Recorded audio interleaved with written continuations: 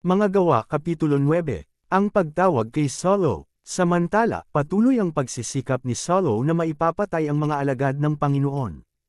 Kaya't lumapit siya sa pinakapunong pari ng mga Hudyo at humingi ng mga sulat para sa mga sinagoga sa Damasco upang madakip niya at madala sa Jerusalem ang sinumang lalaki o babae na matagpuan niya roong kaanib sa daan ng Panginoon.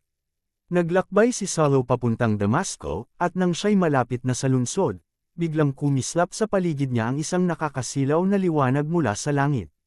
Natamba siya sa lupa at narinig niya ang isang tinig na nagsasabi, "Saulo, Saulo! Bakit mo ako inuusig? Sino kayo, Panginoon?" Tanong niya. "Ako'y si Jesus, ang iyong inuusig," tugon ng tinig sa kanya. "Tumayo ka't pumasok sa lungsod, at do'y sasabihin sa iyo kung ano ang dapat mong gawin." Natigilan ang mga kasama ni Saulo nang marinig nila ang tinig ngunit wala naman silang makitang nagsasalita.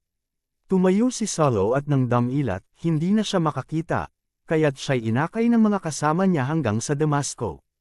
Hindi siya nakakita sa loob ng 3 araw, hindi rin siya kumain ni uminom. Sa Damasco naman ay may isang alagad na ang pangalay Ananias. Tinawag siya ng Panginoon sa pamamagitan ng isang pangitain, "Ananias." "Ano po iyon, Panginoon?" tugon niya.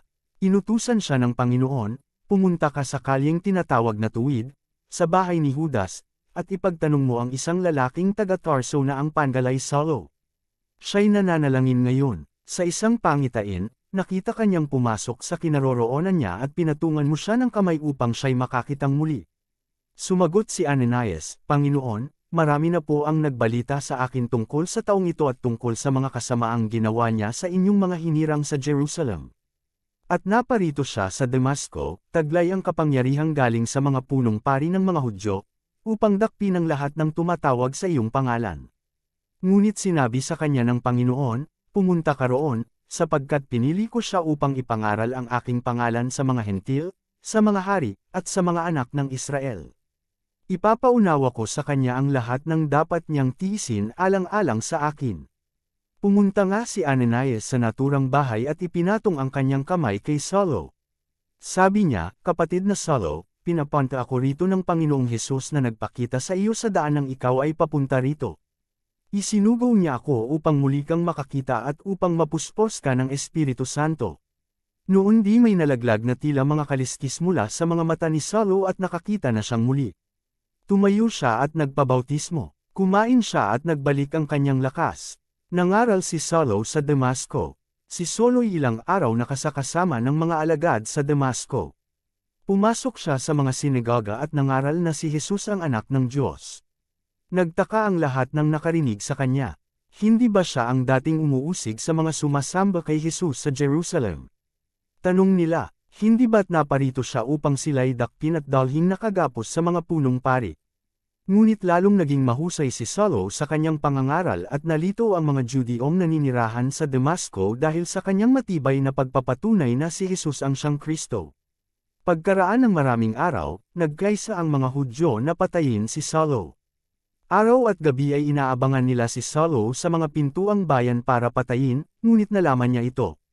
Kaya't isang gabi, inilagay siya ng kanyang mga alagad sa isang malaking basket at ibinab sa kabila ng pader. Si Saulo sa Jerusalem. Pagdating ni Saulo sa Jerusalem, sinikap niyang mapabilang sa mga alagad doon. Ngunit sila'y natatakot sa kanya dahil hindi sila makapaniwalang isa na siyang alagad.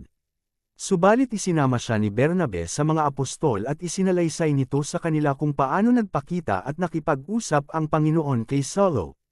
Nang ito'y nasa daan papunta sa Damasco, sinabi rin ni Bernabe na buong tapang na nangaral sa Damasco si Saulo sa kapangyarihan ng pangalan ni Jesus. Kaya mula noon, si Saulo'y kasakasama nila sa buong Jerusalem, at buong tapang na nangangaral doon sa pangalan ng Panginoon. Nakipag-usap din siya at nakipagtalo sa mga Helenista, kaya't tinangka nilang patayin siya.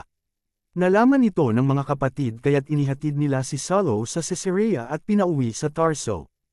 Kaya't ang iglesia sa buong Judea, Galilea at Samaria ay naging mapayapa at patuloy na nagpupuri sa Panginoon. Sa tulong at sa pakikasama ng Espiritu Santo, tumatag at dumami ang mga mananampalataya. Nagpunta si Pedro sa Lida at sa Joppa. Naglalakbay noon si Pedro sa mga bayan-bayan upang dalawin ang mga kapatid sa pananampalataya. Sa pagdalaw niya sa mga kapatid sa Lida, natagpuan niya roon ang isang lalaking nagngangalang Iniz. Ito'y isang paralitiko at 8 taon nang nakarite. Sinabi ni Pedro sa kanya, Iniz, pinapagaling ka na ni Jesu Kristo. Tumayo ka't iligpit mo ang iyong higaan. At agad siyang tumayo. Nakita siya ng lahat ng naninirahan sa Lida at Saron, at nanampalataya sila sa Panginoon.